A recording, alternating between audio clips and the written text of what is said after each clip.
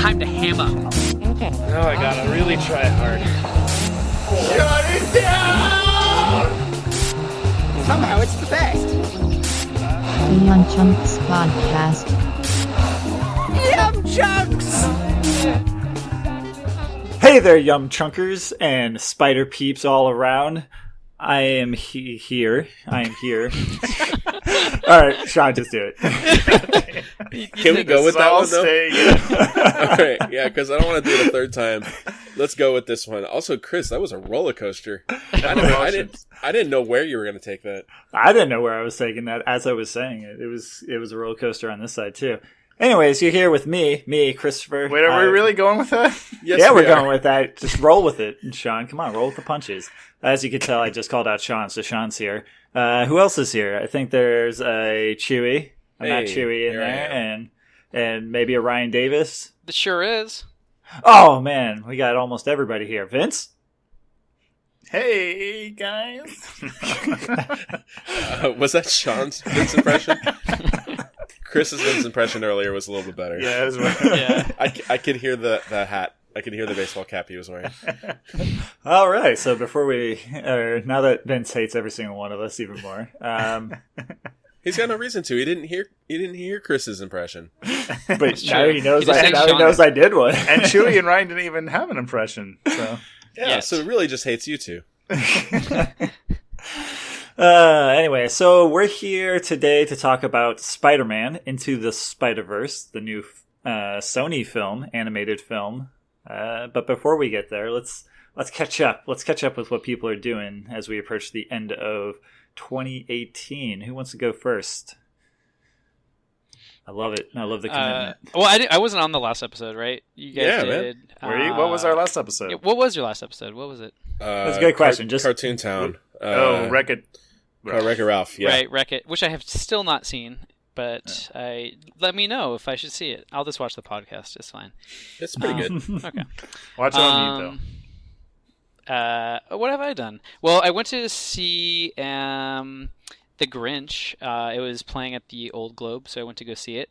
And it was really good, actually. I would say it's better than the Jim Carrey movie, if I can be so bold. Wait, the new movie, or is there a live play? Oh, there was a play playing at the Old Globe. Yeah. There is a new movie. I didn't see that, though.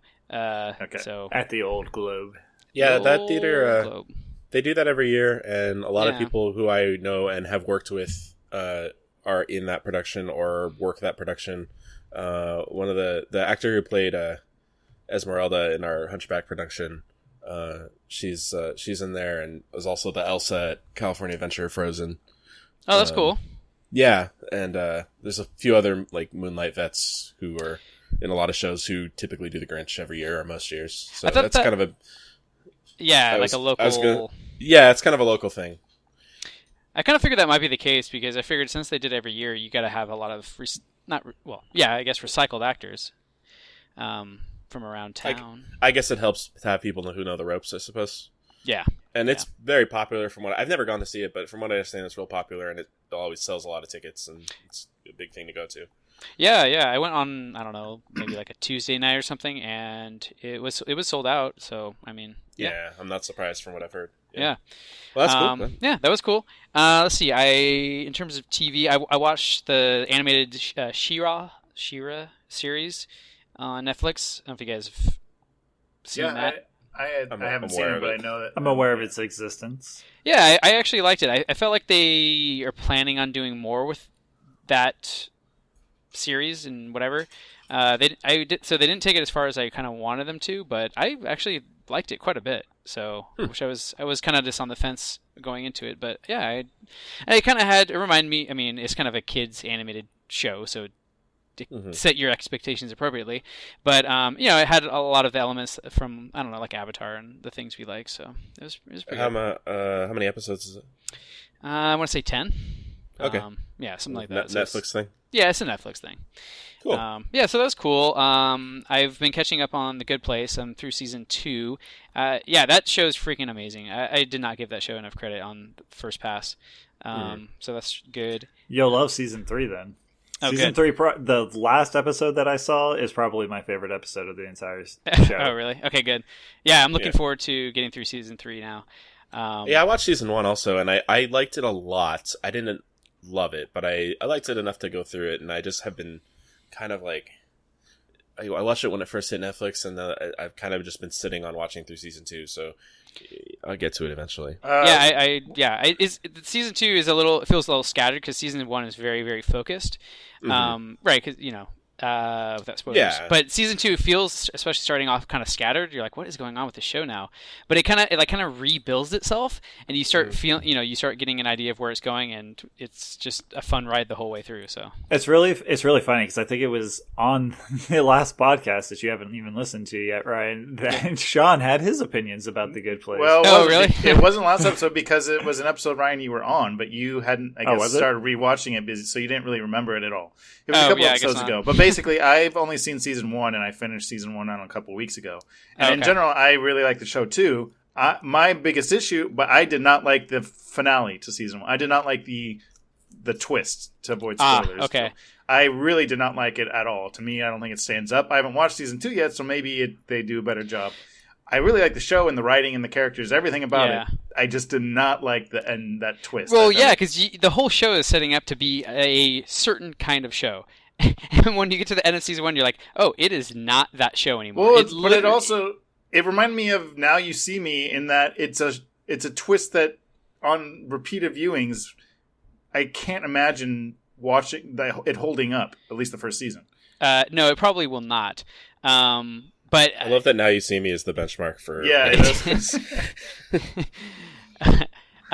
So I think that's not unfair criticism, because I think I had an initial reaction to it was like, wait, what? Like, this is completely destabilizes the entire show.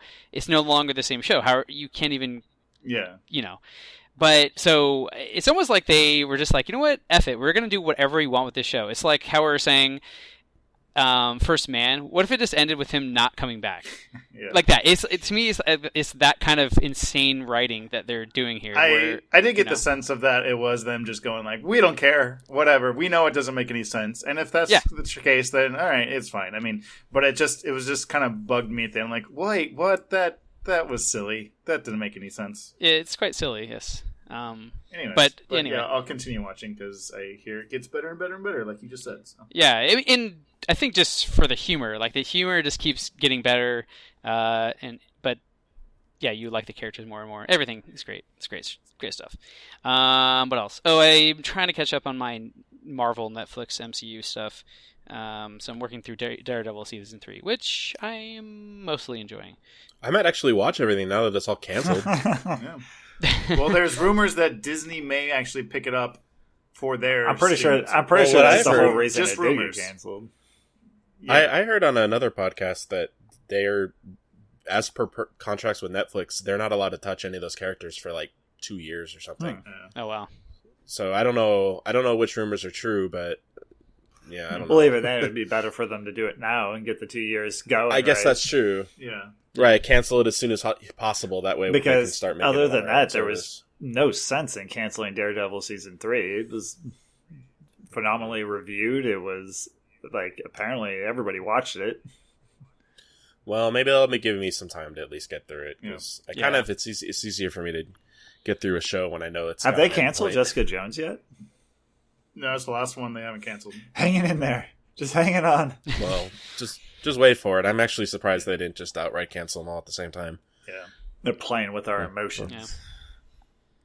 Yeah. I've got no emotional attachment. Because when it was like, oh, we canceled Iron Fist, it's like, okay, good, do it. And I was like, we canceled Luke Cage. They're like, all right, sure. We canceled Defenders. Well, okay. Now it's like, hey, we canceled Daredevil. It's like, you big boys. Well, I mean, they also know that there is still The Punisher. There's a new season of The Punisher in January. Oh, is there? No, that was probably already far into post-production by that point. So they're not going to cancel it if they're just putting the icing on the cake. But yeah, that wraps it up for me. I think there's probably other stuff, but I can't remember. But those were the highlights. Cool. All right. Who's next? Man, you what? I want to know what happened to you. You want to know what happened to me? in this episode. What happened to me in this episode? Give us a recap of Matt's yeah, well, as far as watching and doing and things, I finished Maniac, so Chris, get on it. I still haven't watched one episode. I've been watching Westworld. Got my sister's HBO Go account, so I've been watching through that. I'm almost done with season 2, which is all that there is. But I really, really like season 1 a lot. And the season I enjoying, but I don't think it has quite the same spark. It's quite the same impact for me for this season. But it's still a good time, and I like the world and I like the characters, so I'm still along for the ride. But I'm sad because I heard that that show's like indefinitely on hold because all the sets burned down in the big California fires in November. So, like the earliest we'll get that is in 2020. So that's a bummer. But I mean, it's a bigger bummer for everyone who lost their houses. But really, the biggest bummer is you not being able to watch a TV show. Yeah, that's the greatest travesty our generation has to suffer through. Yeah, exactly. Could you imagine if that was like if it delayed Game of Thrones at all? Dear God, what would people do? I've been on. My wife and I have been on kind of a Macauley Culkin kick, and Macaulay Culkin also seems to have been on a Macaulay Culkin kick as of recently. I don't know if you noticed, but he's in a whole lot of stuff right now. Yeah, he was in like 4 different Red Letter Media videos. He was also in I can't remember. I think it's Angry Video Game. Yeah. So what's that? And then he just I think today or yesterday released a commercial for the Alexas, the little Google those things, and they recreated a bunch of scenes from Home Alone. But like this is what would happen if he had an Alexa instead, and he's just controlling his whole house with it, like all the little traps and everything. So it's pretty clever. It's entertaining. But yeah, we were kind of on a, because he's been popping up a lot, and we're like, yeah, it's been a while since we watched Home Alone. So we watched both of those, which I want to get back to here in a minute. But each of us had like favorite Macaulay Culkin movies that the other one of us hadn't seen. So Maeve recommended the movie Party Monster, which is kind of a cult classic, and it's about a kind of a clubby type guy who becomes a murderer, and there's drugs and weird stuff. And it's based on a true story, and it's real dark and strange. It's entertaining. I liked it. Have any of you guys seen Party Monster? No. Nope. I think I don't know if I want to I want to recommend it, but not because it's a great movie. I want to recommend it because it's weird and it's interesting. Anyway, so she showed me that, and I hadn't seen that. That was towards the end of before he kind of stopped acting. And so my contribution to the other end of that is she had never seen Richie Rich. So we sat down and we had a double feature, Party Monster and Richie Rich. That was a very strange evening. What else how about The Good Son? Have any of you guys seen The Good Son? It's been years though, and I do not remember it. It was with it's not with Elijah Wood, is it? Yeah, it's Elijah Wood. It is Elijah Wood. Okay. I don't know what they were going for with that movie. I don't know who that movie is for. I don't know what the audience is. That movie is baffling. If you haven't seen it in a while, or if you haven't seen it, you should watch The Good Son, because that movie is really weird. But anyway, I want to get back to when's the last time you guys seen Home Alone 2?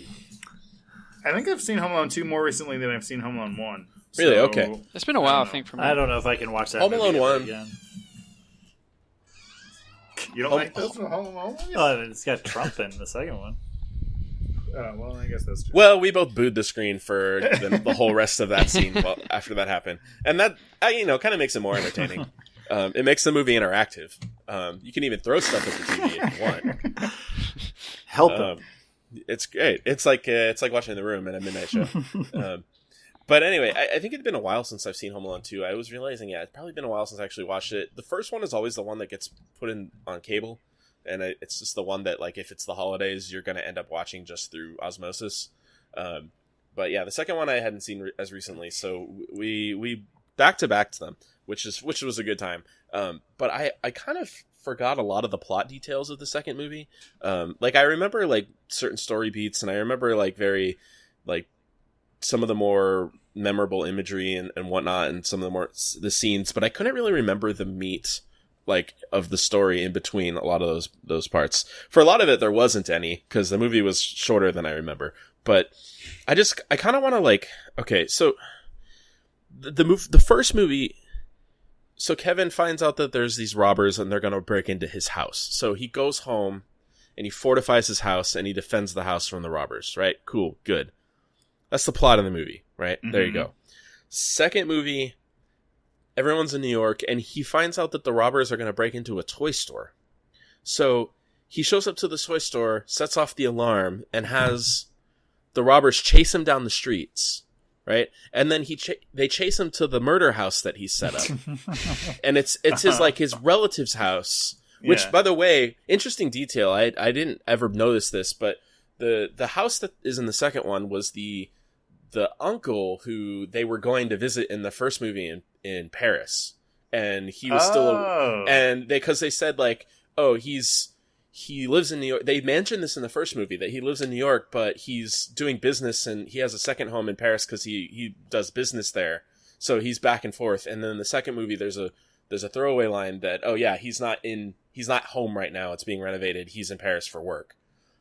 Which I'd never put those 2 points together. So that was, I probably never would if I hadn't watched them back to back. But at any rate, so that's how it's a sequel. So we gotta have crazy house with hijinks, traps, and everything.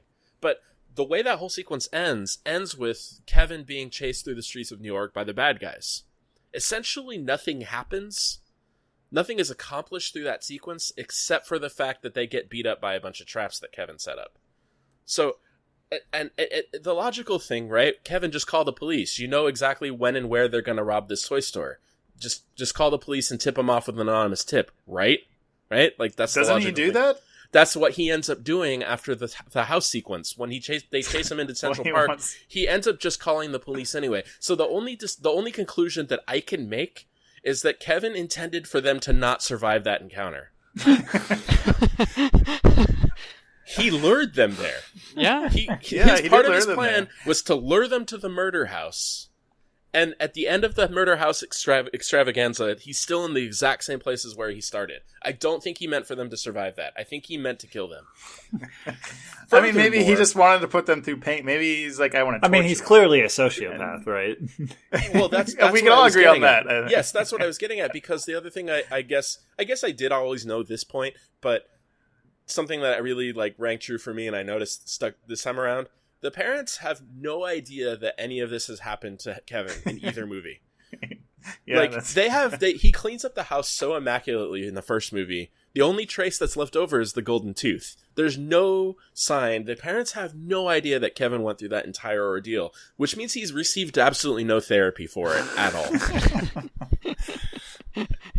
Anyway, well, I think that shows in his real life, in Macauley Culkin's real life. It took him years to recover.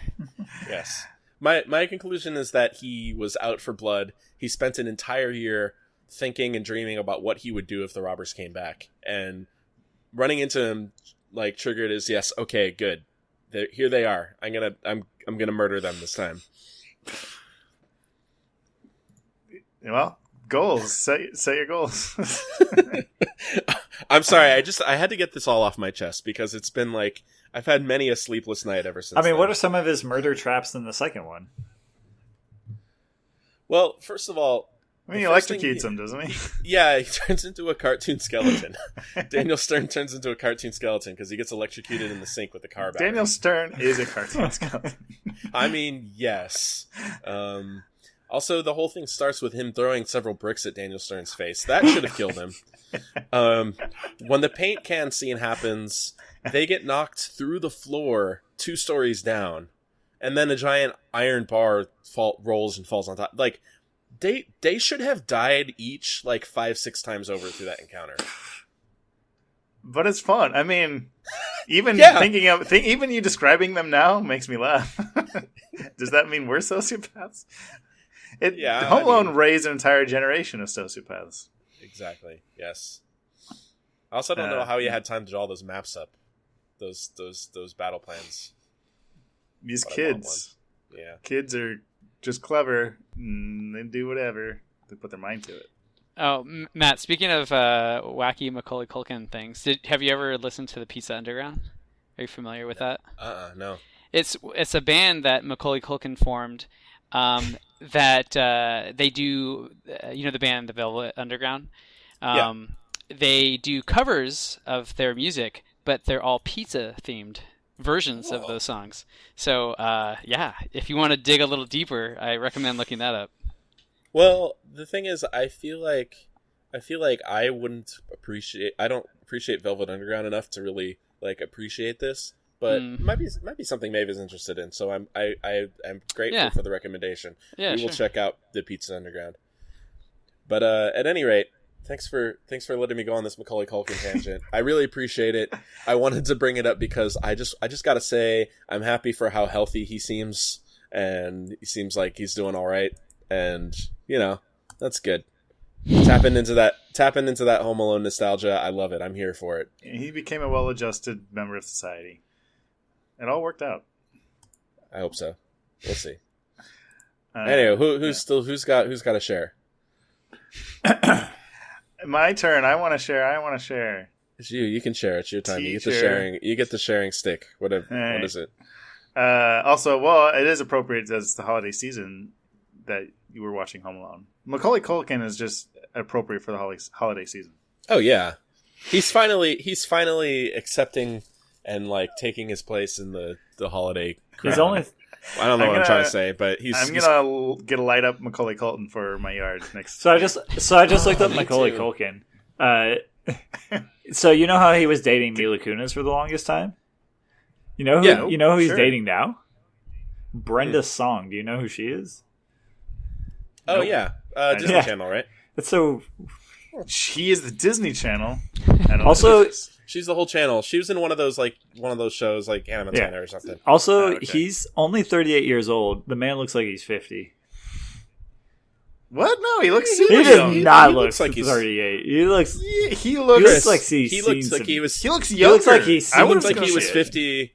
He looked like he was 50 a few years ago. If you look at some pictures, of him in his worst, even a decade ago. Look up a picture of him from. The thing is that I've read interviews where he actually people saw pictures like that and people assumed he was on drugs and stuff like that. But I heard interviews that he actually wasn't. He just lost a lot of weight and he's like, no, I'm fine. I just had a bad picture taken of me and people assumed I was going through stuff. And he was like, no, I'm fine. That's funny because Red Letter Media has used that picture. Yeah, exactly. That picture. Macaulay Culkin several times. Yeah. I'm looking at a picture of him in this new ad, and he looks older than 38. Look at these bags under his eyes. Oh my god. Way to age shame. Jeez. Way to go, Chris. Shut up, old man. Chris is really going to be the judgmental one about how people look. No, that's all right. Are you implying Chris is ugly? No, actually, you're a pretty good looking guy, Chris. Thank you.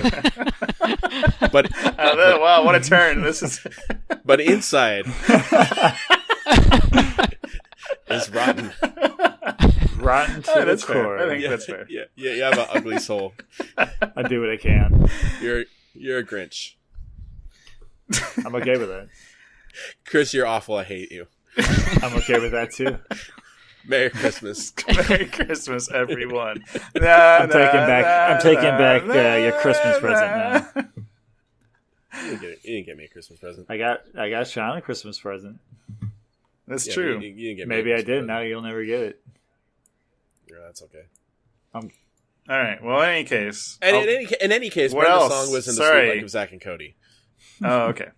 That's there cool. You go. Isn't Mila Kunis married to Ashton? Yeah, but Kutcher? before that, she was with Macaulay Culkin for 5 years or something. Keep up with these holiday or Hollywood relationships holiday relationships. Good for them. All right. Well, in any case, what did I watch and see and play? I finished Patriot season 2. If you remember earlier in some of our early episodes, I talked about Patriot Season 1, which is... I do remember that. An amazing show. I have not taken your recommendation to watch it. Well, now there's 2 seasons, so if you want to, you'll have 2 seasons. Well, now it's just gone too far. I can't be expected to catch up to that. They're only 8 episodes each. It's also really good. Highly recommend it.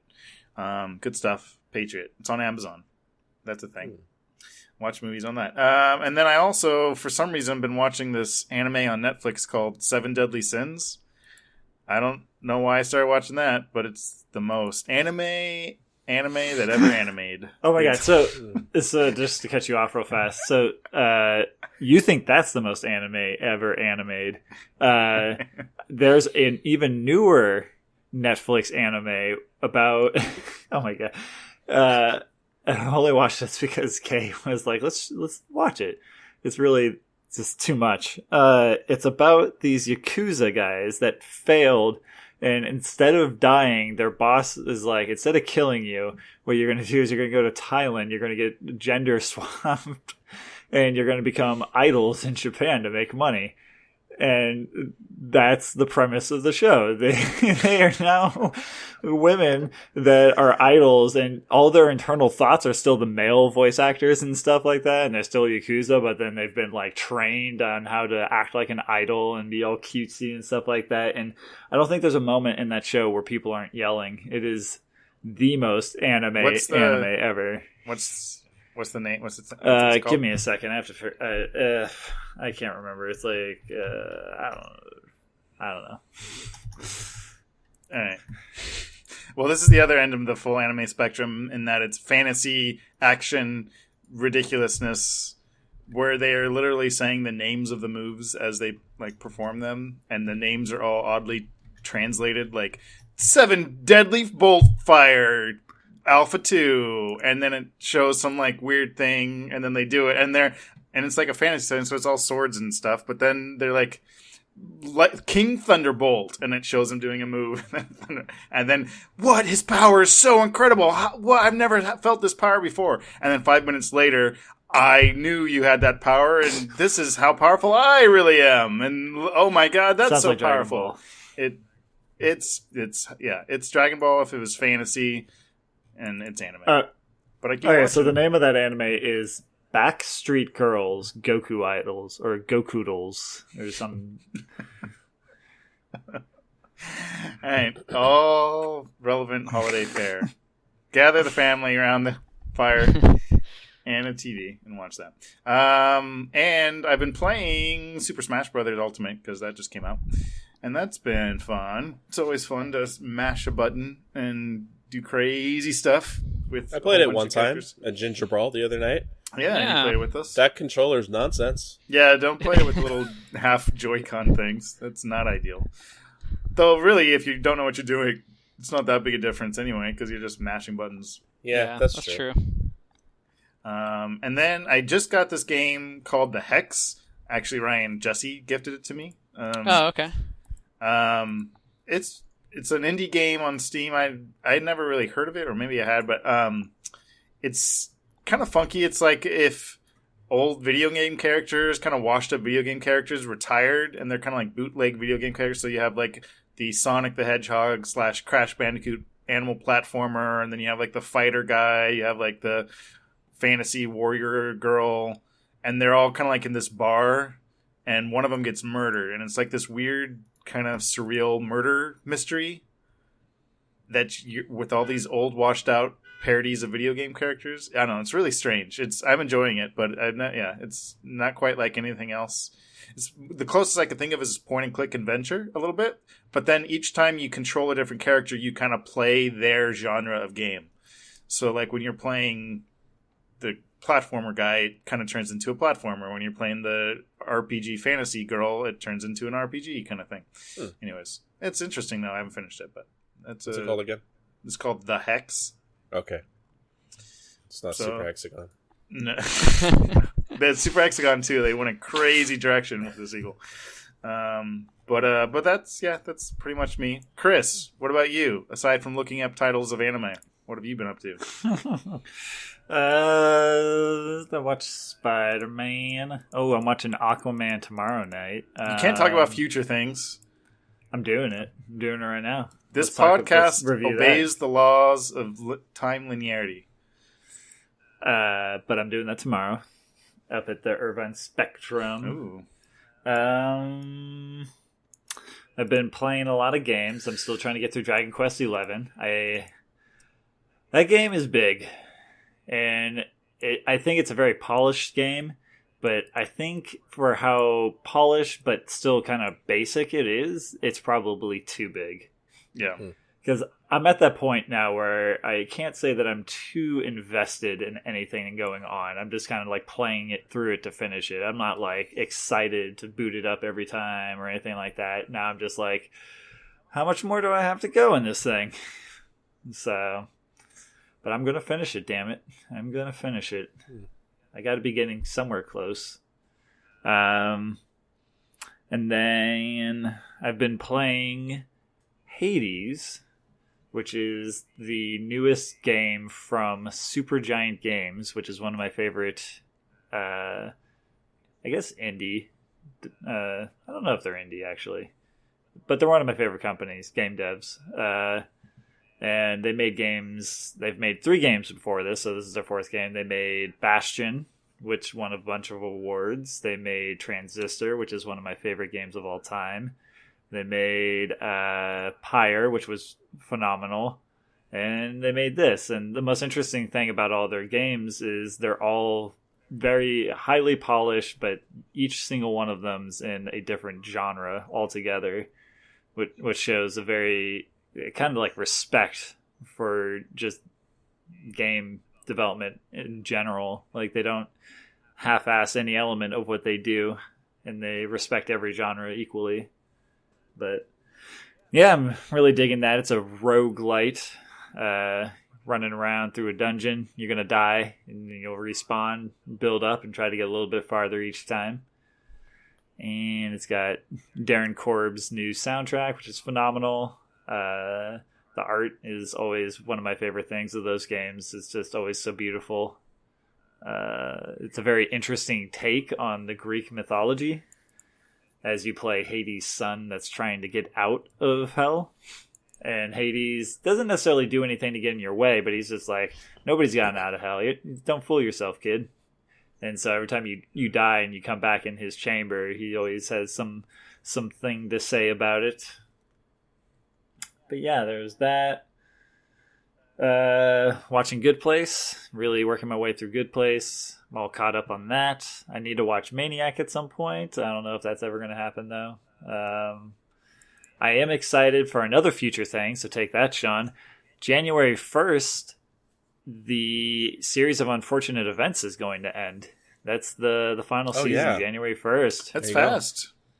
So we'll definitely have to watch that and do. Yeah, for sure. Absolutely. I guess I didn't think we'd get here. I'm just like, we've come so I'm just far. surprised they got through all the books, all 13 of them. That's crazy. Yeah, so that's something to look forward to. Hey, you know what else happens on New Year's to look forward to? What? The Taylor Swift Reputation tour is getting uploaded to Netflix. Oh my god! We're gonna have to live stream ourselves watching it. You know, I'm down. I'm not even joking. Clearly, 1201 hits 2019. YumChunks live stream. Be there. I mean, yeah. Other than that, it's just a whole bunch of work. Always fun working in the game industry, and yeah, it's the holidays. Right, so. Happy holidays, everyone. Happy the time for Christmas. This is YumChunks signing out. I'm joking. We're not going tell me this. Let's talk about the movie. Yeah, right. No, okay, wait. No, Sean, we're going to keep talking over you while you try to say something. But it's relevant, and Chewie also had something to say. Sean, what do you got to say? I was going to say, let's talk about the trailers that came out. Okay. We can do that. Yeah, okay. I can wait. All right, let's talk about the trailers. What's the first trailer we're talking about? I know Avengers was one of them. Avengers and the new Captain Marvel. Hey, I would say there was a new Aquaman too, but Aquaman comes out tomorrow, so I don't know if we should talk about it. But let's talk about Avengers. It's not any good, so. No, let's start with Captain Marvel. Okay, fine. Captain Marvel. Okay, so starting with Captain Marvel, I go with Ryan's meh. Okay, here's how I feel about. I'm similar in feeling, but I feel the same way I felt way back when I first saw the Iron Man trailer. I don't really know much about this character or its story besides some things I've read on Wikipedia, and the trailer is just a bunch of cool images that looks neato, and I have no reason to believe it won't be entertaining. So of course I'm going to see it, but I'm not. It's there. You go. Seems interesting. Yeah, I think I was more excited after the first trailer than I was for this one. I think it fleshed out a little bit of some of the kind of what's going on in this, and like you said, a lot of people I don't think are familiar with this character. So I think that this trailer tried to kind of shed a little bit of light and to frame who this person is, but it didn't do anything more than the first one did for me, like to get me excited for it anyway. Like even like the stuff with like, in the first one when she's punching the old woman in the face, like that was kind of a funny moment and like, whoa, what is going on? And in this they explain it away and it's like, oh, all right, it's going to be some shape-shifting aliens. Like, you know what I mean? Like it's less exciting now. I mean, my reaction to this is the trailer does nothing to wow me. I know it's a Marvel movie, so I know it'll be high quality. I'll go watch it, but it's going to have to work to really knock my socks off, I guess. I don't know. Thinking back on this year with Black Panther and Infinity War and everything, I don't know. It's obviously every Marvel movie is high quality, and nobody's going to argue that. But they're all kind of the same. And every time I go to watch a Marvel movie, like I know what I'm in for and I get what I'm in for. Man, right? Like I can't remember the last time a Marvel movie. I was probably Guardians of the Galaxy, the first one, where I was really blown away. Right? I mean, even Thor Ragnarok, there was, you kind of knew what you were getting going in because they tried to mix the humor of Guardians of the Galaxy into that with Taika's specific style, which is very definable. But I wouldn't say that. I mean, I kind of get what you're saying. I don't necessarily think they're all the same, though. I think there's definitely similarity from a lot of them, but I don't think Avengers 3 or I don't think Infinity War was the same. Yeah, I would say that there's through lines in terms of style and art, but I don't think that they're the same films. I wouldn't say that. I mean, if anything, I would say Black Panther was the closest to the standard, structure in terms of plot and story. Sure, I'll kind of give you that, but I think it was different enough that it still was unique to me. But that's why I'm saying though, like I think Infinity War was not the same in terms of structure and story. I thought it was pretty different than pretty much any other Marvel film. I mean, you could even argue that as a criticism in that it doesn't stand on its own, right? Like it is a film that's entirely dependent on knowing other films, which is fine. That's what the film is. But I don't know if they're all the same. I don't know. I kind of get what you're saying, but I don't necessarily agree wholeheartedly. Yeah, I mean, I'm not looking at anybody to agree. And anyways, we should get back to the Captain Marvel trailer. Yeah. Ryan, what did you feel about it? I actually liked it more than the first one. I mean, yeah, there's kind of like the fun surprise of the first one. Like, what is this character? I think they kind of counted on the audience not really knowing who this character was. And so they kind of threw us some weird curveballs of like, well, I guess one, just her punching an old lady. I guess that could be a curveball anywhere. But anyway, and then the second one I think I liked more because the mystery element of the first trailer, I didn't really. It was just kind of confusing more than it was like enticing. And I think the second one they kind of fleshed out some of who she is and just kind of gave us a little more of her personality. And also there's that one scene towards the end of the trailer where she goes Super Saiyan. And you know what? Space Mohawk. Oh yeah, and Space Mohawk after that. Oh, so Fire, good. Space Mohawk, yes. Yeah. I'm on board for. I am 100% on board for that. So apparently I enjoy hair in trailers, I guess is what we're getting out of this. Yeah. Yeah. Hair and hair, right. Yeah. But I think overall I really did enjoy the second trailer quite a bit. I'm excited for the film overall. All right, what other trailers we got? Well, let's get next up is Avengers. Comes out only a month after Captain Marvel. Yeah. Avengers Endgame, which I the think final in this first before everything's series. in space for a while. is what I think. Before things reset in some manner. I think everything's just going to be in space for a while. They've reintroduced the X-Men into the universe. They haven't they're not reintroducing, they're introducing. Yeah. That's true. Yeah, well, it's pretty obvious they're going to do a bunch of time travel stuff with this thing. And that's interesting. I mean, I think that's everyone said, but like the trailer though doesn't necessarily imply that. No, it doesn't. There's not any really hints at it. It's just more fan theories and just kind of like logical connecting the dots, I guess. Although, why did you pick up some things we may have missed? I think the Scott Lang don't fall into a time portal stinger in the credits for his movie, and then the fact that this movie ends on, hey, he's back and he's got the van. Like, I think that's a pretty, like, this is important. I think that's a pretty big clue. Yeah, that's fair. And wasn't the van there at the end of Ant-Man? Yeah, that's the time van. That's the going to Space Town van. I don't know, also there's the whole thing about when was this filmed, and I don't know, whatever. Time is happening. I'm sure there's gonna be time. I'm just saying in the trailer itself, I didn't pick up any time. Yeah, but those are all things I said that were in the trailer. Okay, can I just throw this? Would anyone else be disappointed, or is anyone already disappointed by the eventuality of time travel being the solution to this? No, I think it's great. I mean, it's the greatest thing ever. I love it. I love really? it. Okay, I love stupid time travel hijinks. I love it. I love stupid time travel hijinks too when it's in a Back to the Future movie, right? Because that's what those movies are based around. But inserting into this universe, that's done a pretty good job of staying serious when it comes to... Man, if they have to time travel to seriously solve Infinity War, that means Infinity War is kind of worthless, right? Like... Well, I mean, the question... I think ultimately, like, maybe... My hope is that they, as great creatives, operating on a level beyond us normies, I don't really like that, but let's assume they've clearly never seen that they will come up with a better solution. Then they will come up or perfect present. That's some mind bending stuff right there. Yeah. But that ultimately is going to come down to time travel and or multiverse stuff, right? That's ultimately. Yeah. As savvy audience members and people, like, we just expect those things. And I would be lying if I said I would be going to be a little disappointed if that's the solution. If that's like, we went to this timeline where it's fine now, don't worry about it. Yeah, and to extent, you mentioned multiverse, which obviously is an option for Marvel, certainly. And I think I would also be a little disappointed by that as well, but somehow less disappointed than time travel, maybe because it fits in with quote unquote Marvel canon more.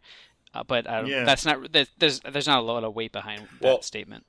Now that you're mentioning multiverse, touching on what we're going to talk about here in a bit, I think, and this is something I wanted to bring up for main conversation, but if it's here, better. I think a lot of times you see something successful in Hollywood, and then studios, everybody tries to replicate that, and I think that idea, coupled with the idea that the Marvel Universe has introduced so many wacky concepts in the last 10 years that, like, we talked about this when we talked about Infinity War, but, like, the idea of people just getting into spaceships and flying around to different planets, like, that would be dumb in the first Avengers movie. Like, we're not ready for that. Like, they had to introduce these ideas, and now that these ideas are introduced, okay, cool. The general public who are not familiar with comics and all the super deep cut stuff, all right, cool, now we get it. And I kind of feel like Sony kind of beat him to the punch with this, like, alternate universe, different versions of characters thing in a mainstream movie, and I think I would be surprised if there isn't fallout from that from the other studios, if there isn't, okay, now we start to see multiverse stuff, especially because, like, okay, we know that Endgame has the opportunity to open the door for that if they do time travel, but also the fact that the DC universe is doing, like, 4 Joker movies, and you know what I mean? Like, the easiest... DC beat them all to the punch with that weird dream sequence in Batman vs. Superman. That's true. Right, Chris? Completely right, Chris? Right. Except that's not a multiverse, that's time travel. It's whoever. It's whatever it is convenient for this. Whatever the studio decides direction they feel like going into. This is really going to sting DC because I'm pretty sure they were planning on something like that to reset their universe to clean everything up. And now they're going to be the last one to that again as well. But also, it could potentially clean up the mess that's the DC cinematic universe, but it could also clean up the whole X-Men mess, which they tried to do with Future Past, and then they immediately messed it up again. Yeah. So, whatever. Fine. Just say every single X-Men movie takes place in its own different universe in the multiverse. Yeah, that's fine. I mean, I think one of the best ways the multiverse solution has been in the Star Trek movies, the reboot, the J.J. Abrams Star Trek movies. Like, at the time, that was even somewhat original in a multiverse kind of mainstream movie for sure. But just like the idea that, like, no, all that stuff is still took place, but here this is also taking place, and different. So it's kind of cool thing. So I don't know. I could see something like that even being the case. Yeah. I don't know. But in any case, that about the Zelda series because they a few years ago. They released, this is the Zelda canon timeline, and I'm like, I just assumed that every game was a reboot. Like, that every game is a different... Yeah, I didn't think they were each as a reboot. I mean, Majora's Mask is a reboot, but it's just own thing. Ocarina. I use the term reboot to try to clean this idea, but I mean, like, the ones that directly reference other games, yeah, sure, obviously they're in a timeline, but I never stopped to think, okay, how does Adventures of Link connect to Wind Waker, Skyward Sword? You know what I mean? Like, I never just like, okay, fine, we're just doing Zelda again because there's a Link and a Zelda and a Ganon, and I don't need some convoluted excuse as to why all these different games exist in the same. It doesn't matter to me. I don't care. Unless Nintendo plans on ending the series at some point, and now it'll be one they'll all diverge, and it'll be a giant Dynasty Warriors-esque clash of all the parallel Links and Zeldas and Ganons from the 3 different verses right now. I mean, that sounds awful. I gotta say, that sounds terrible. But if Nintendo did it, it would undoubtedly succeed. Well, at any rate, do we have any other trailers to talk about? Well, because that's a good segue. Just back to Avenger War, real quick. Avenger War, Infinity Game, the end. Because we talked about this in our episode, and I think in subsequent episodes, the idea of, like, how are you going to market this movie without showing half your cast and stuff? And so far, they didn't. In the new trailer, they did not show anything. Yeah, but that's one trailer. I predict there to be at least 2 more before this movie comes out, right? So, sure, but I'm saying as of yet, they have not gone back on what, like, they're keeping themselves credible, at least in terms of their marketing material. They're not undermining their own story. Right. Which I got to give them credit for, at least this far. Yep. Yeah, because we did mention that, right? We did talk about how are they going to do this, and I think actually I'll have to go back and listen to what we each said so we can, double down on that. I think I said that they were going to stay true and not reveal their hand. I think they're going to reveal a little bit. We'll see. But who knows? We got anything else to talk about? Anyways, for all of you still with us, Did anyone watch? Sorry, did anyone watch the Hellboy trailer? Yeah, I think it just came out today, actually. But I did. I wasn't impressed. Yeah, it just like why are they rebooting this? Like, I don't know. I mean, I like the original 2 or the first 2 rather. Well, I mean, I see why they're rebooting it. It's just it didn't do anything to wow me either. Right? Nah, it was just like, this seems like more or less the same as what we got before. So, I guess just R-rated, right? That's their big selling point. R-rated Hellboy. So yeah, I guess so. Yeah, I did not even know one came out, so I have not watched it. It will blow your socks on. Okay. All right, boys. Is a hot dog a sandwich or a taco? Oh God, what universe are we in? It matters. It's a nothing. I say it's nothing. It's a nacho. It's its own thing. But before we get into that, we're going to talk about spoilers. Ryan's got to take a stand. Oh, sorry. Well, it's first. Let's think about this. A hot dog is essentially a meat rod, encapsulated in 2 bread devices, linked bread devices. And therefore, it is nothing other than a Meat rod encapsulated. I don't know. Why are you asking this? I don't know. I've seen a breakdown of this argument online somewhere, and I think it technically it just depends on how you define sandwich, really, right? I can define a sandwich as anything is called a sandwich. Ryan, you're my sandwich. Like, you don't just say, I'm going to have a turkey. You say, I'm going to have a turkey sandwich. Anything that is a sandwich is called a sandwich. So I'm going to have a peanut butter and jelly. No, you say I'm going to have a peanut butter and jelly sandwich. So I'm on a Reddit page for it right now, and the Reddit page is called "Is a hot dog a sandwich? Discuss your irrationally strong stances." Hey Sean, remember when we went to Wings and Things, and then you said, if you put a wing inside of the breadstick, you get a little wing sandwich. No, I did not. It's called a wing strip, or a strip dog. A strip, because it's a strip, like a chicken strip.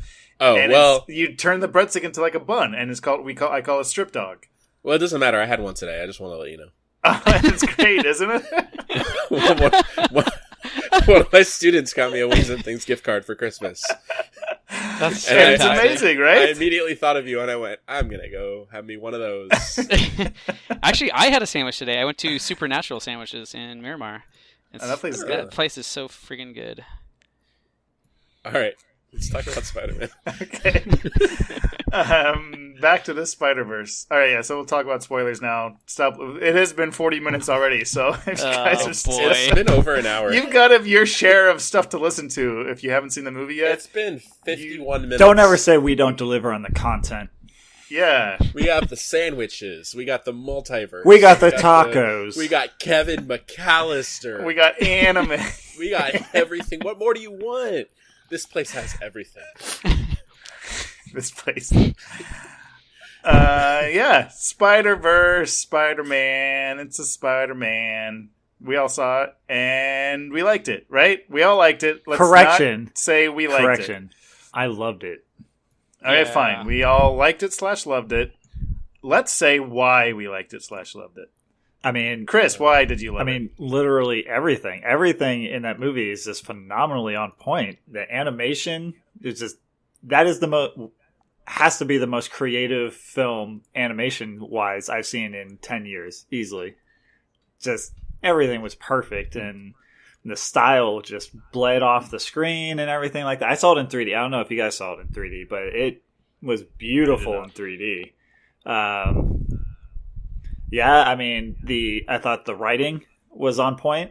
There were a couple times where I didn't cry or anything, but I felt like emotions welling up inside, right? Like when he was talking, you're allowed to cry, Chris. Like when you're allowed to cry, it's okay. When he was talking to Miles when his dad was talking to Miles through the door, like, I mean, I was like, man, that's really good. That's really good writing, right? Like, good scene. Yeah. Good scene. I thought the acting was all phenomenal, right? I thought everybody was just perfectly cast, especially Miles and Peter, the it's lazy funny. Hobo Peter. I mean, who better to play Hobo Peter than Jake Johnson? I mean, he's the perfect Hobo. That was good casting. Have you seen the picture or the who the actor who plays Miles is? Yeah, he's the guy from The Get Down. He doesn't. Yeah, but it's just funny. Yeah. His voice does not sound like him at all, or what he looks like at all. Get out of here with that sandwich. Nope. Am I the only one who thought that? I mean, I didn't get it. I didn't see a picture of him. So. Oh, okay. He just doesn't look like his voice. No, I'm tired of looking at pictures of sandwiches. Stop it. What? I don't know what you're talking about, Chris. So there was that. I thought the soundtrack, the album was really good. I never thought I'd say this, but I actually enjoy a Jaden Smith song.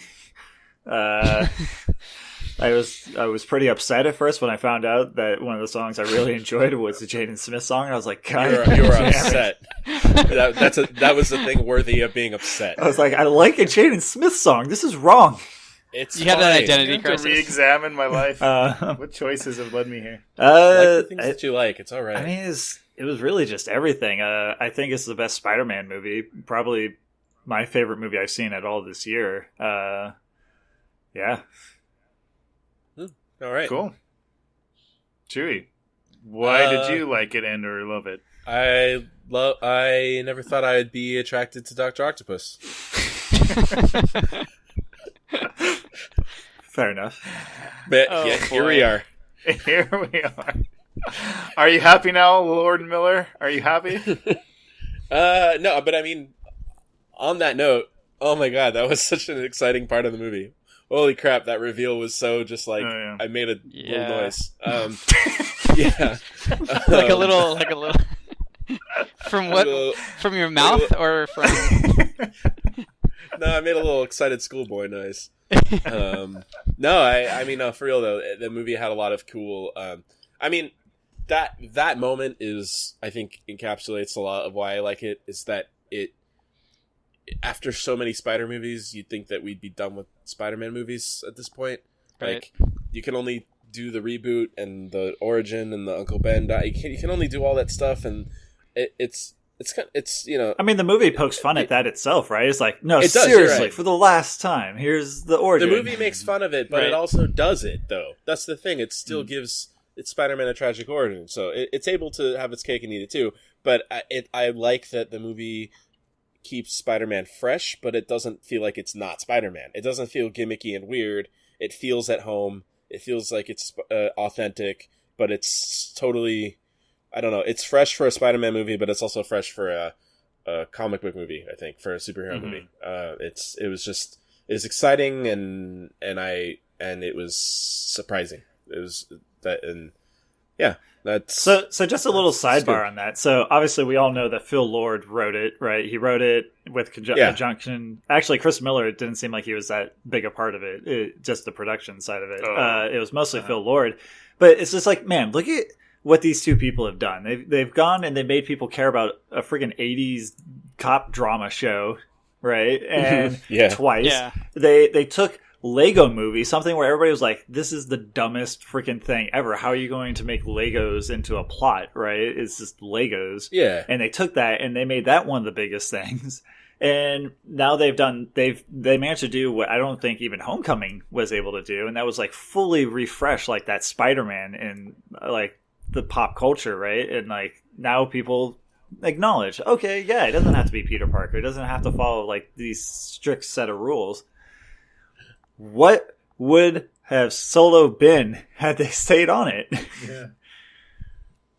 Yeah, it was in some universe they stayed on it, and it would be fun to look in that and see what that would have been.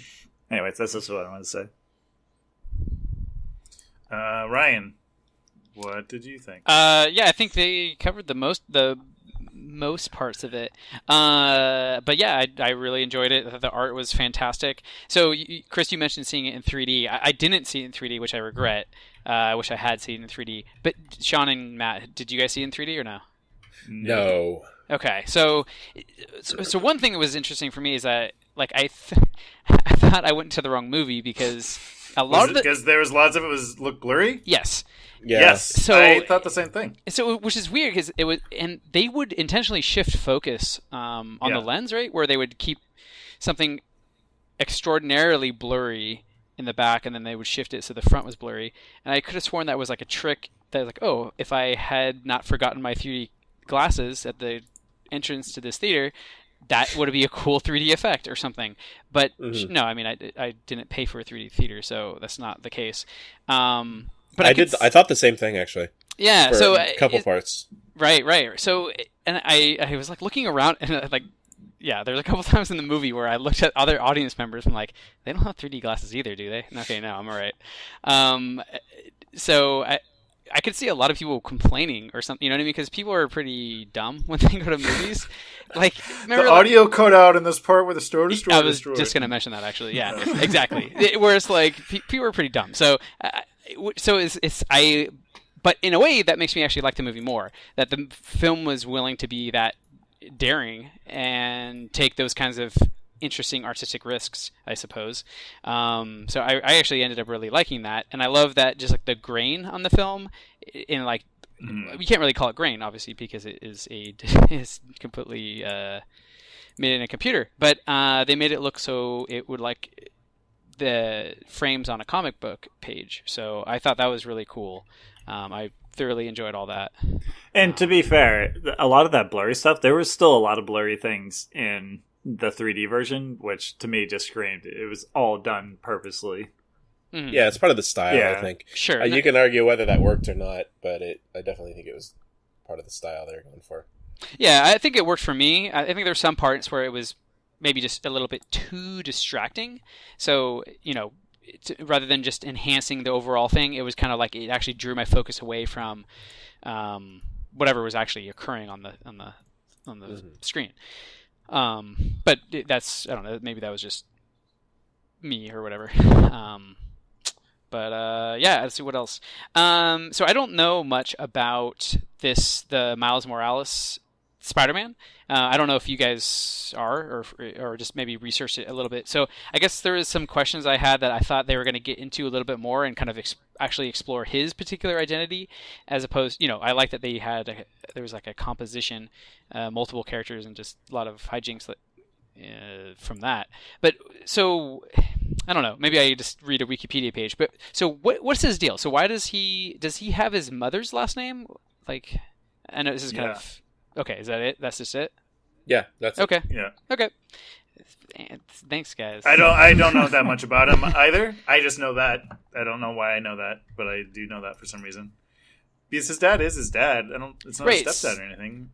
Right? Yeah. I was confused about because why didn't he take his dad or why did they not assign him his father's last name? I mean, not that it matters. I was just confused that is this his stepdad? But the way they didn't ever address that, so maybe they didn't want his name to be Miles Davis. I don't. Okay. I don't know. Okay. If no one has any other input on that, then no. I mean, I don't have any context for it because I don't know too much. I just know. Why do I know? Oh, I think it's because it's in the video game. Actually, that's why.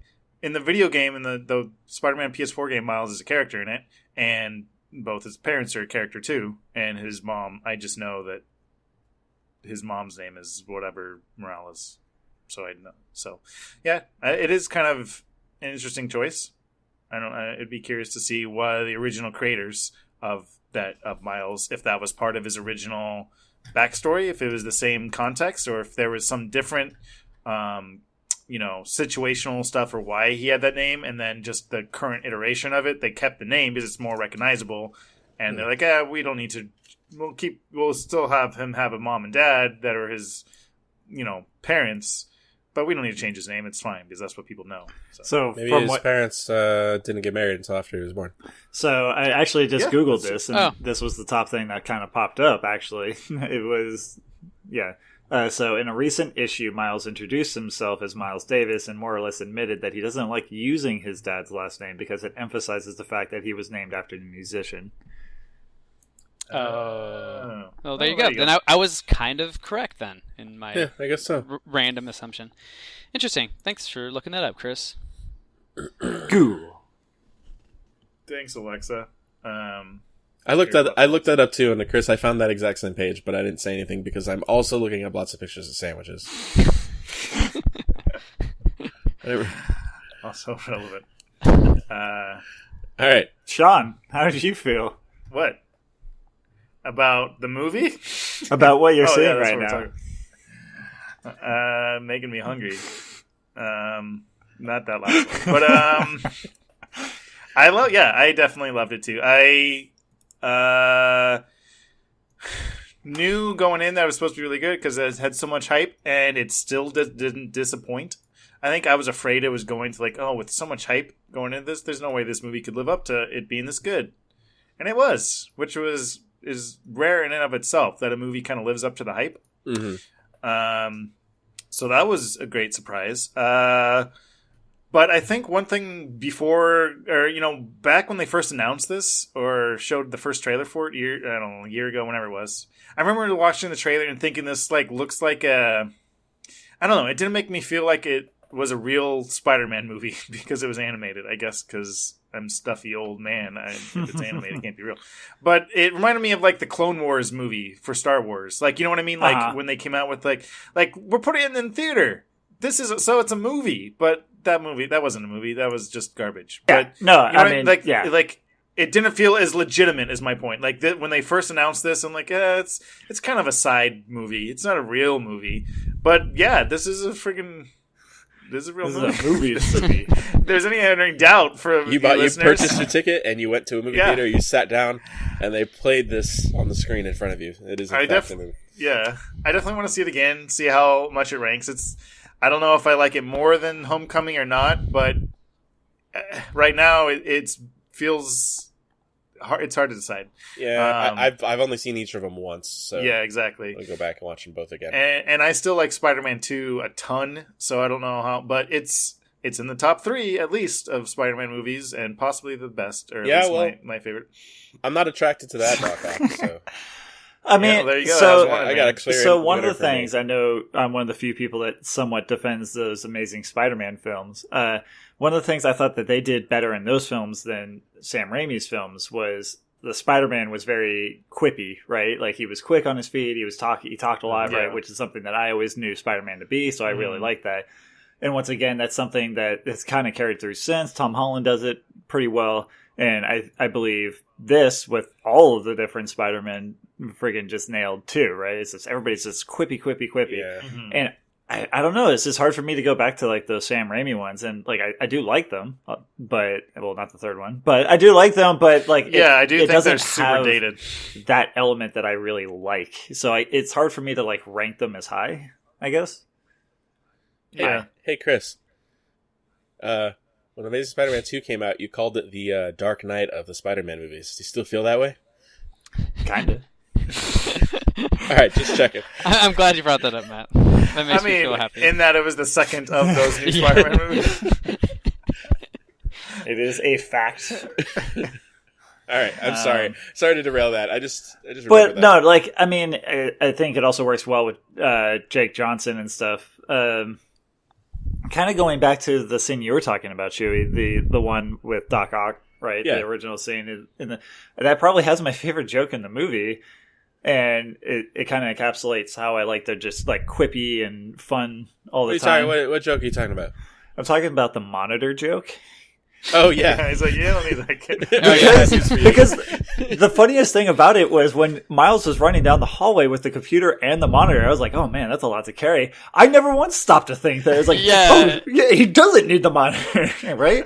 So when he's running by and he's like, first rule, you don't need this thing. This is a dime a dozen, right? Like, I was like, oh my God, how did I not notice that? I'd be terrible. I'd be just like Miles. How did Miles get accepted into that smart kid school? That's a good question. What did you guys think about all the other Spider-Men? I mean, Nick Cage or women. Nick Cage was perfect. Yeah. I mean, I think the obvious three, the back three, right? Like they were just It was. I think I was reading how they built the story, right, and they purposely overstuffed it, and then they just kind of culled back. And I think that was probably for the best because it served the purpose of focusing a little bit more on Miles, a little bit more on Hobo Spider-Man, and also a little bit on Gwen, right? Yeah. So Spider Noir, Spider Pig, and whatever we're calling Anime Girl. Like they were just there, right? They were there for fun and to have jokes, and they weren't necessarily that pivotal to Miles' growth in the same sense that Gwen and Pete were, right? But I mean, I still think Nick Cage was hilarious, right? He was perfect.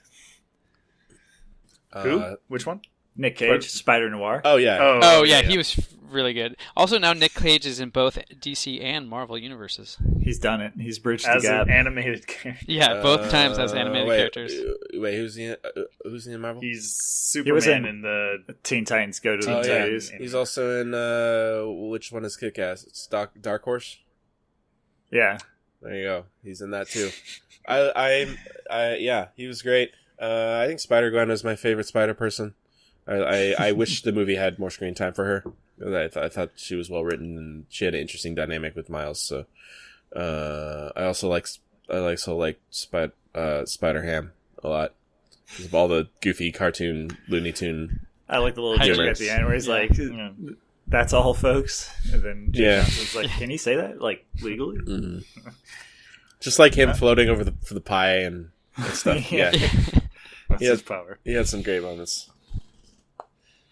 I mean, I agree. I liked all of them. It was just something that I wasn't sure if anyone else thought it was too much or not, because I didn't. I thought it was like the core three were good, and the extra three were definitely came across as more just kind of flavor comedy relief. Even though everyone was comedy relief, it wasn't like Miles was serious or Peter was serious or anything. But I don't know. I thought it was like the perfect hardcore. Amount. I did not think even that was comedy. I did not think it was overstuffed. In fact, I could have done with more spider people as long as that's how we're introducing him. Because I felt like when I first found out about the movie, that the first trailer didn't really feel like, to me, it conveyed the whole multiverse concept, like that they're really going in on this concept of like multiple dimensions. It wasn't until later trailers where it really felt like, that is what this movie's about. And so I thought it was weird that it was called Into the Spider-Verse, because I'd heard about it, but then the trailer didn't really seem to sell that. Well, the first trailer was just like him and Peter Parker in the subway talking, right? And it had nothing to do with which is not in the final film, by the way. And then later on, you start to see the different trailers, and in the movie, you're like, oh yeah, they actually are going crazy with this whole concept of the different universes, to the point where you didn't realize right away that you're not in the regular Spider-Man universe until later, which is great because of the reveal of some of the changes, and like female Doc Ock is one of those things, and then it's not Coca-Cola, it's Coca Soda. And my favorite multiverse joke was the restaurant called Planet Inglewood. I thought that was great. Yeah, exactly. And all of that, like, it hits you at the same time, because it's right when Peter dies and the new Peter's there, and then they're like PDNY, like, just little things like that. Yeah. So, like, for your question, if you thought it was overstuffed, I actually could have. I feel like they could have stuffed more multiverse stuff in there a little bit, and it still wouldn't have felt like too much. At least for me. I don't know about how you guys feel about that. No, there was one I forgot to mention too. I also thought Oscar Isaac was a perfect cast for Spider-Man 2099. Oh, right. I wouldn't have minded a climax in the Collider fight where just even for just like a minute, just like more Spider-Man, like 20 dumb Spider-Men show up, and there's just it just gets really stupid for a minute. I would have loved that. That would have been pretty good, actually. That's a good point. No, I thought it wasn't overcrowded. I somehow they managed to balance all the elements that you needed to not make it feel like, okay, you're hurting my head here, movie. I mean, I don't know. Yeah.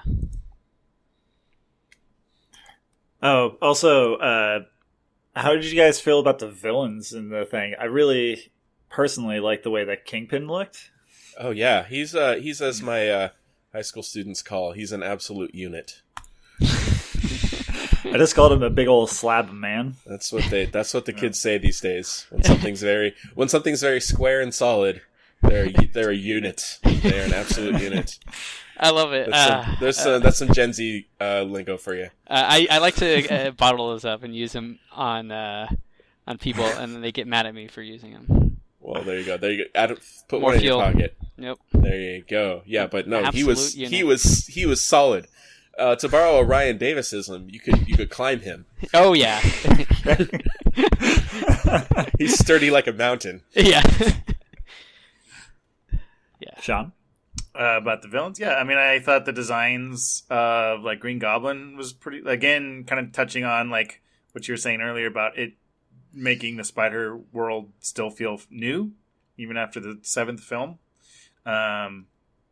Because, Green Goblin, that's not like any Green Goblin I've ever seen, or Scorpion I've ever seen. You know what I mean? Like, all those kind of things are great. And I'm not super familiar with the Prowler, only in reference... He's kind of minor, from what I understand. Yeah, so that also was like, oh, this guy is crazy, and he's pretty cool looking and stuff. Oh, that's who the Prowler is. Sure, cool, all right. So all that was great, and and Doc Ock especially, for sure. What else? So one thing I thought they handled really well was probably better than any of the Spider-Man movies, was kind of juggling both sides, both arcs that were pushing Miles forward, right? There was his family side with his dad and that whole thing, right? And the whole story with like his dad and his uncle and everything, and then also Jake Johnson's Peter Parker kind of pushing him forward in a pretty unique manner, I guess. I don't know. Like, I thought they did a good job of balancing both of those story arcs with the actual plot of the movie, right? And it all felt like it had its place. It didn't feel like one was like more important than the other. Like, they were both equally important to where Miles was going and where he ended up and everything. Well, one thing I was like kind of surprised at and pleasantly surprised is that it was a while before any of the Spider-Man stuff mattered at all. Like, because he's like going to this school and he's doing his graffiti kind of street art stuff and he has the stuff with his dad. And even after he gets bitten by the spider, there's some kind of wacky stuff, but it's still kind of him just going to school. Like, you know what I mean? Like, I want to say like 25 minutes of the film was just him being Miles, and you get to know him just as a person so much better without even having to deal with the Spider-Man stuff, that when he does start going through all this wacky, crazy insanity, you're more invested because you've seen him and just in his normal life. Like, all this street art stuff, I feel like lesser writers or lesser filmmakers, like, get that out of there. What's this? This doesn't need to be in the movie. You know what I mean? Like, but those are the types of things I think add so much to the character. I was going to say earlier, I think that this movie has an excellent first act, and I was like captivated through the whole time.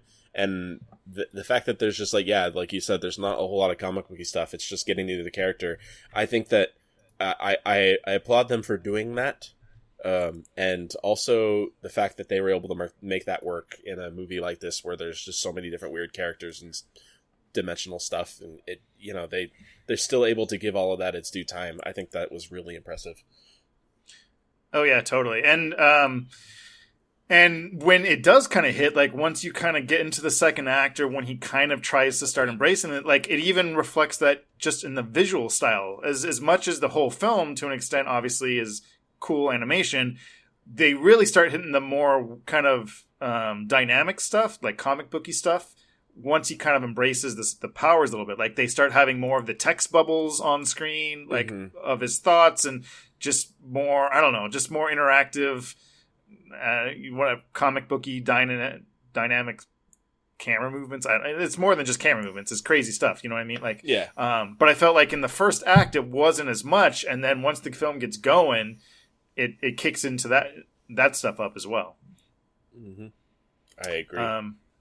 And then I think my favorite scene, well, I had a lot of favorite scenes, but one of my favorite scenes was the end, basically kind of the end of the first act. But when Peter Parker dies, like that's another thing. Like, what? Oh yeah, for Spider-Man film, like that scene was. I love that they committed to it, right? Like there was no resurrection. It was just he's dead, right? That's like that was to me. That was like the most heart-wrenching moment. Is one because I think they understand the place Spider-Man kind of has in the cultural collective, conscious right now, and the idea of like this hero, just like and that scene when like everyone's kind of seeing it on their phones. And, like, I don't know, can you imagine? Yeah. There's not really an equivalent in our real world. We don't have superheroes. But, just like a beloved figure. And just like, and with media now, everyone just kind of realizing it all at the same time. And then it's just kind of collective, just sadness over everyone. Like, I don't know, that to me, that was really, really, such a really powerful scene.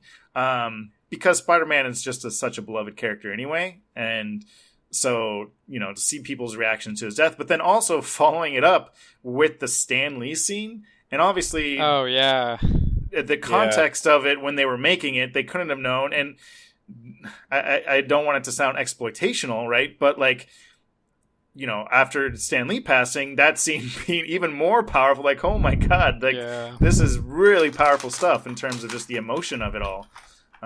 So I don't know. I thought that was just kind of incredible how that whole sequence played out, and driving the rest of the film in terms of kind of the motivation and thematically what the film's about and stuff. I thought it was great. Yes. Yeah, I agree with those things you said.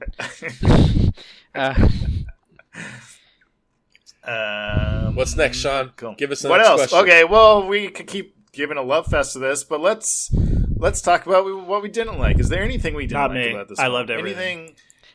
All right, well, let's instead of didn't like, how about some just criticisms? This is not valid criticism, but I felt like maybe one of the reasons why the first act was my favorite act in the movie is because I felt like once the action started unfolding, I was able to kind of like draw a line through where it was going based on what I saw in the trailers.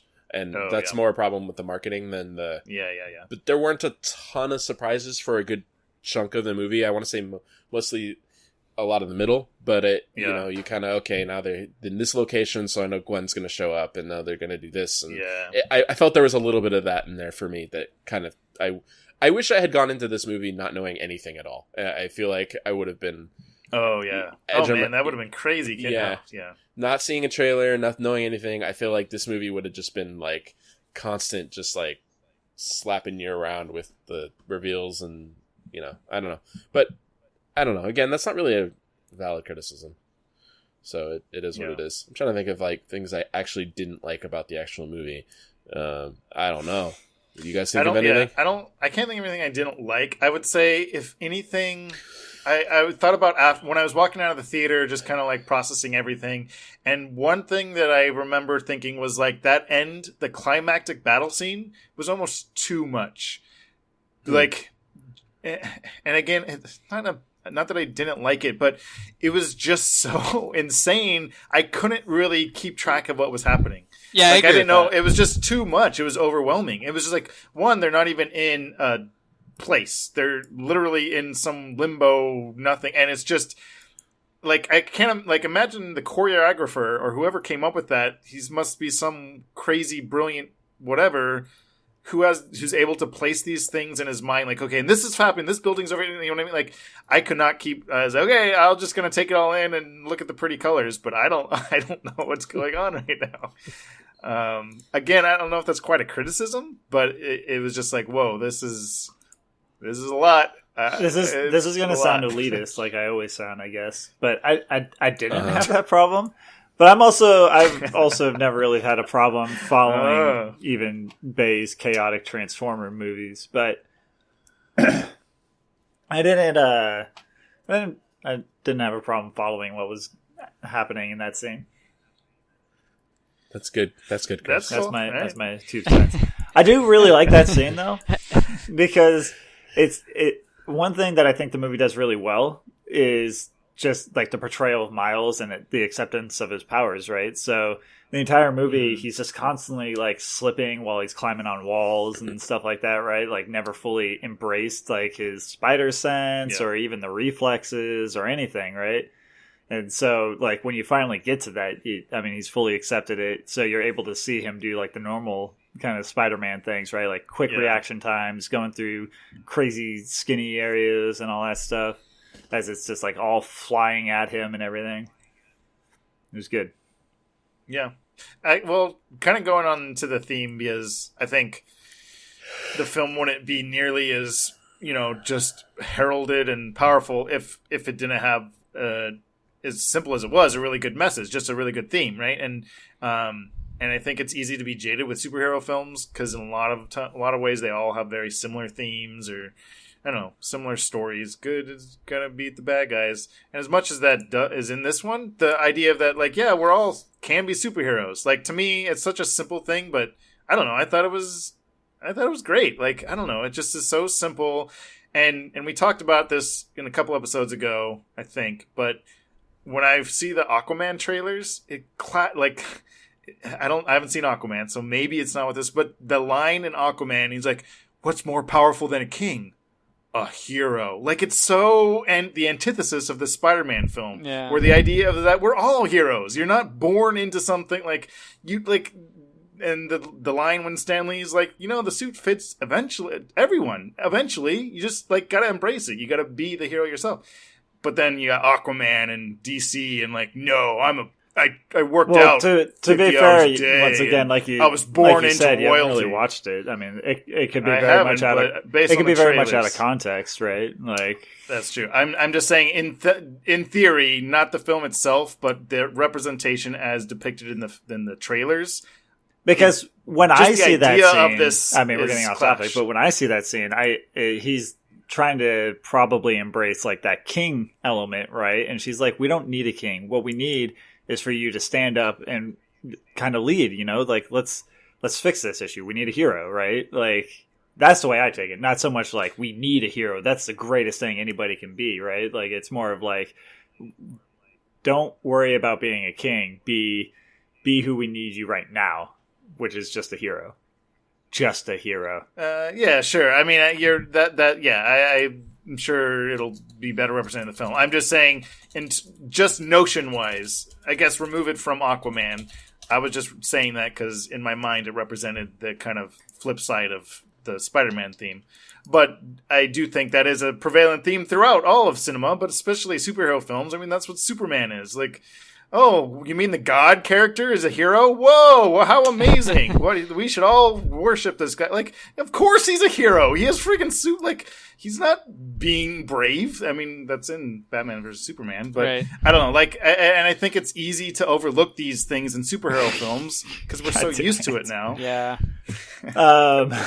But I don't know. I just thought it was worth mentioning because for me anyways, it was one of the reasons I really loved this Spider-Man film so much is because of that messaging. So. Yeah, I mean, I agree. Just like that whole message, right? Where it's just, it's a leap of faith, right? It's always a leap of faith. It's, you're not going to be invincible or anything. You're always going to put yourself out there. It's not going to be easy. Yeah. Well, this has gone pretty long. Is any other criticisms or dislikes or I have a small jokes that weren't funny? No, every joke was funny.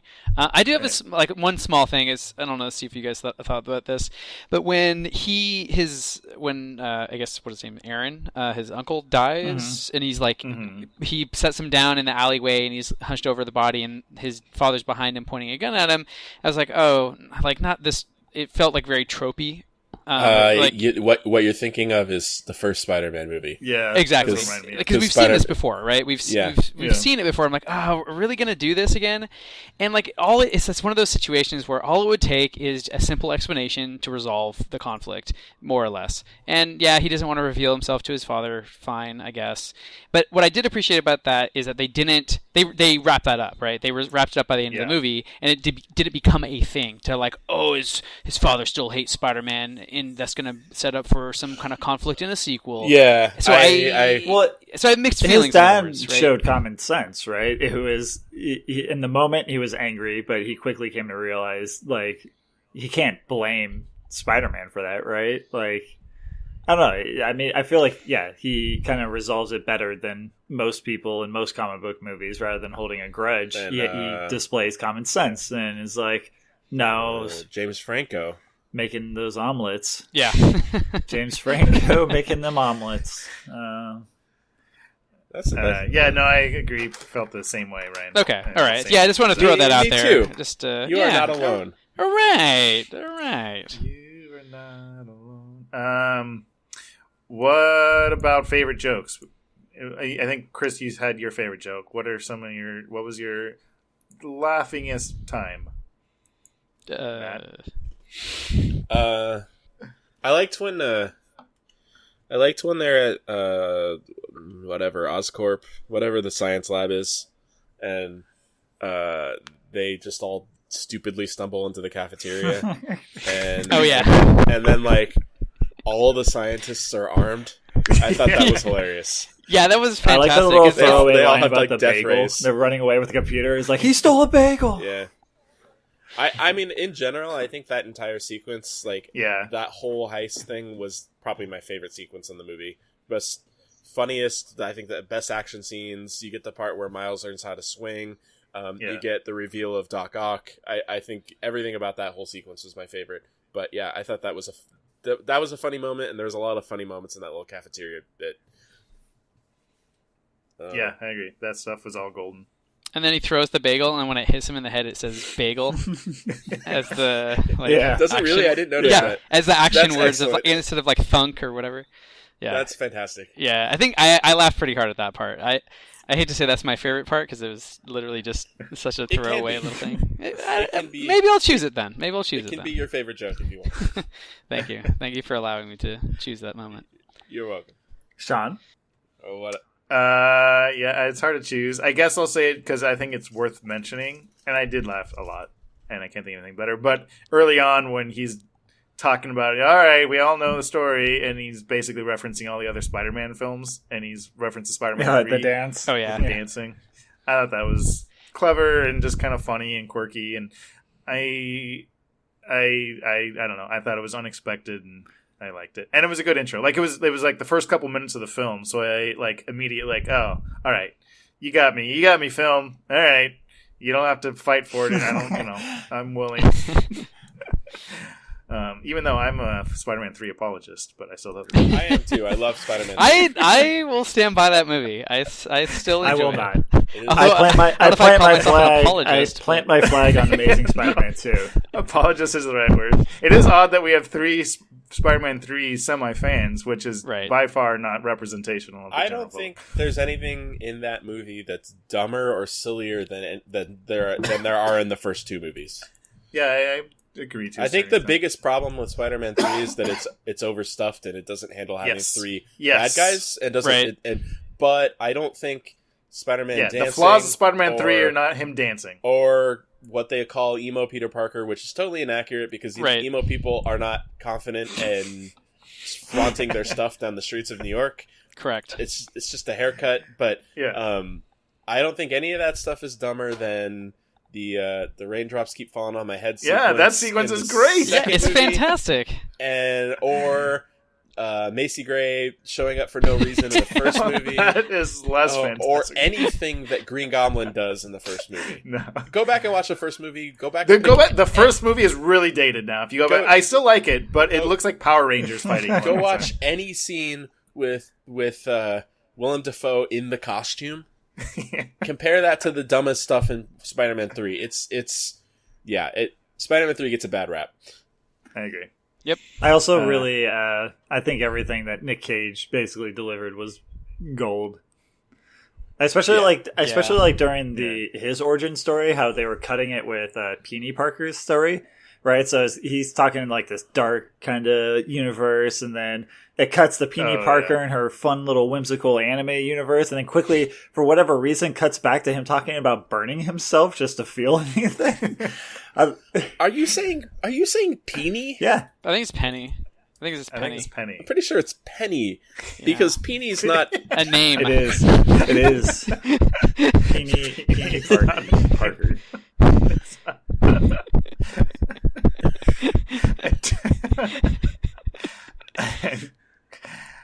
I'm gonna have to go with them on this. I don't need your defense. Right.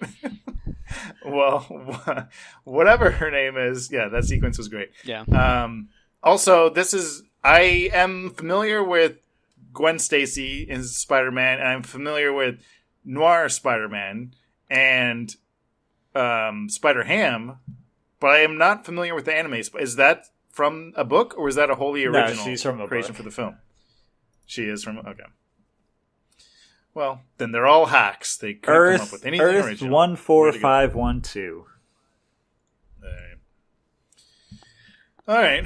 Well, now that we're done talking about Spider-Man, unless people have anything else they'd like to mention. Nah. Any other final thoughts on Spider-Man? Nah. Do you think when Spider-Man Noir brings the colored cube home, that it becomes kind of like a cosmic cube in that universe? Like it's... Or is it like a Pleasantville situation? All of a sudden, color starts spreading. I like it. Wouldn't and Tobey Maguire was in Pleasantville. No, he brought an object from one universe to another, so that means it's going to start glitching out and eventually like explode because its atoms don't like being in a different universe. That's true. Well, there you go then. I solved it with science. All right, now that we're done talking about the Spider-Man part of the film, now let's talk about the astrophysics, the metaphysics part of the film. Do multiverses exist, Chris? Because I like Futurama so much, I'm going to say yes. All right, that's a valid argument. That's a valid reasoning, Matt. I hope not, because we got the right end of the deal on this universe. We are on the dark. We're on the darkest timeline. Did anybody here watch the director's cut of Deadpool 2? No, not yet. I heard it looked kind of funny. So one of the things they added, not too much of a spoiler since it's just the stinger.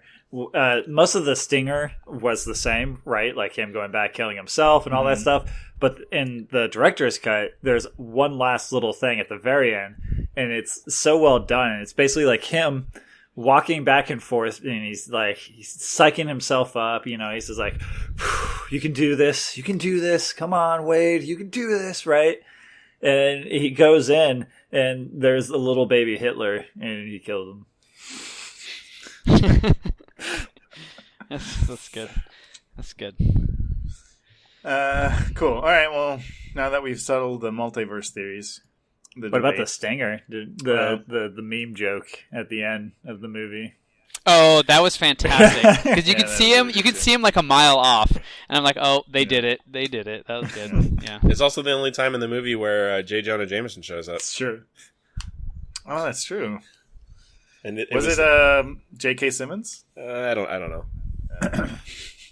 Didn't he have a couple lines? Not necessarily screen time, but didn't he have a couple lines when early on in the film when they were talking about Chris Pine's Spider-Man? Maybe. I don't know. I thought that was very cleverly marketed in a sense, right? Because in all the trailers, they got Jake Johnson to deliver those lines, but in the movie, it was actually Chris Pine's Spider-Man. Yeah, although I do think that kind of was a weird, not spoiler, but kind of giveaway, because the first part of the movie, I'm like, that's not Jake Johnson. That's Chris. That's someone else. And I was confused by that. As Chris Pine. But to me, that made Jake Johnson's character stand out that much more, right? Because then you had this idealistic Spider-Man to compare Jake Johnson's kind of sad Spider-Man. I just mean it like implied something was going to happen as well.